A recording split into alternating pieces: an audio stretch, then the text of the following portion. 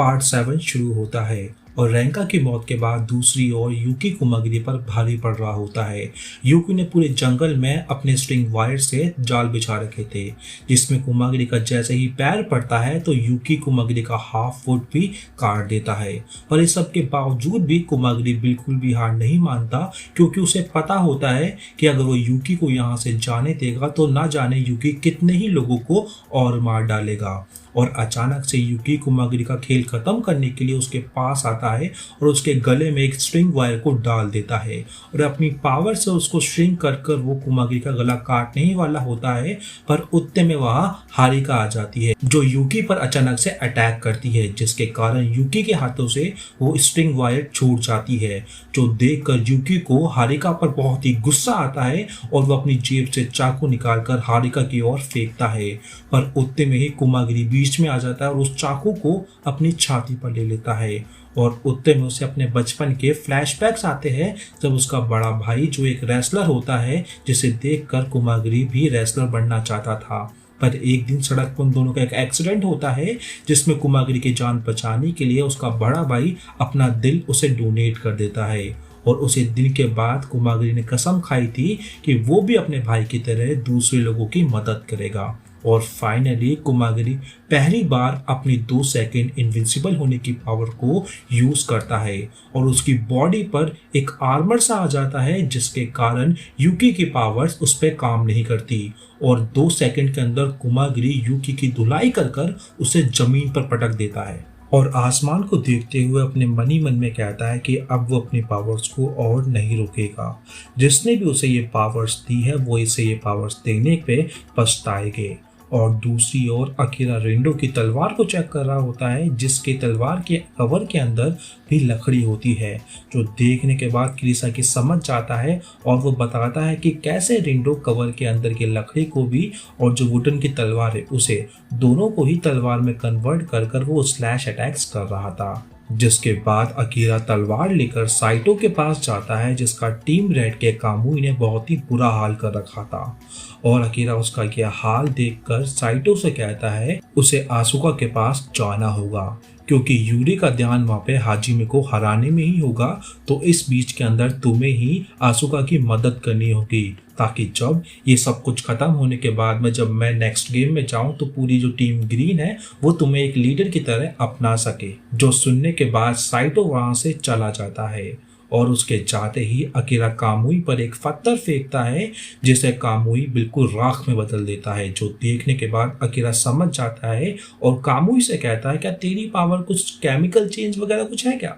जिस पर कामुई हंसता है और उसे कहता है कि मुझे पता है कि तू कैनन की पावर को यूज करता है, पर वो तेरी एबिलिटी नहीं है। और अकीरा के पास जाते हुए उसे कहता है कि तूने मुझ पर पत्थर फेंका क्योंकि तुझे डर था कि तेरा कैनन एक्टिवेट नहीं होगा। तो सोचने की बात है तेरी असली पावर क्या हो सकती है। और बातचीत करते हुए वो अकीरा के पास जाता है, पर अकीरा उससे डरने का नाटक करते हुए एक पेड़ के पास जाता है। उसके पीछे से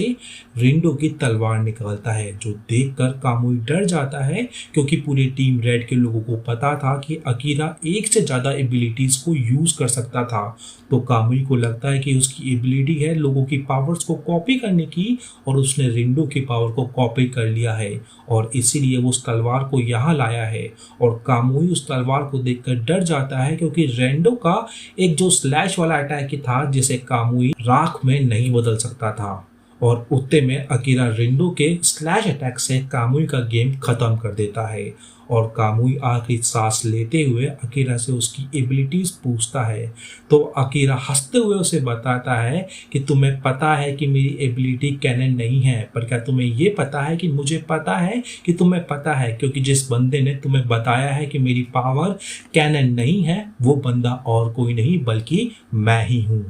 क्योंकि जिस टाकामिची ने टीम रेड के बेस पे आकर उन्हें अकीरा के बारे में जानकारी दी थी वो और कोई नहीं बल्कि अकीरा ही था, जो यूरी की मदद से अपनी ट्रांसफॉर्मेशन की पावर को यूज कर कर वहां पहुंचा था।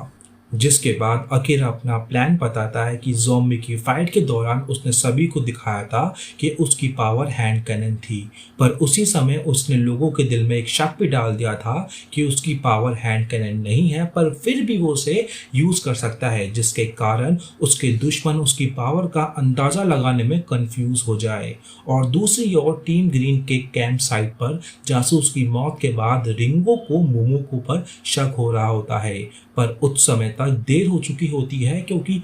मोमोको यूटो को जंगल में ले जाती है, जहां पर वो यूटो के पीछे से अपने हैंड कैनन से अटैक करती है। पर उस अटैक से यूटो बच जाता है क्योंकि यूटो को भी मोमोको पर शक था, पर वो भरोसा नहीं करना चाहता था कि मोमोको उन्हें धोखा दे सकती है। तो यूटो मोमोको से उसे धोखा देने की वजह पूछता है और मोमोको से बताती है कि हाजिमे और मसाया उसके ही बेटे हैं, जो सुनने के बाद वहां खड़े सभी लोग हैरान हो जाते हैं। और उतने में मोमोको एक छोटे से बच्चे टोरू पर अपना हैंड कैन को तान कर यूटो को गिव अप करने को कहती है अपना फोन फेंक कर, और यूटो टोरू की जान बचाने के लिए अपना फोन फेंक कर गिव अप कर देता है। जिसके बाद मोमोको वहां से जाकर जंगल से मसाया को फोन कर ये न्यूज देती है, पर उतने में रिंगो भी उसका पीछा करते हुए वहां आ जाती है मोमोको से टोरू की जान बचाने के लिए। और दूसरी ओर मसाया मियोन को फोन करता है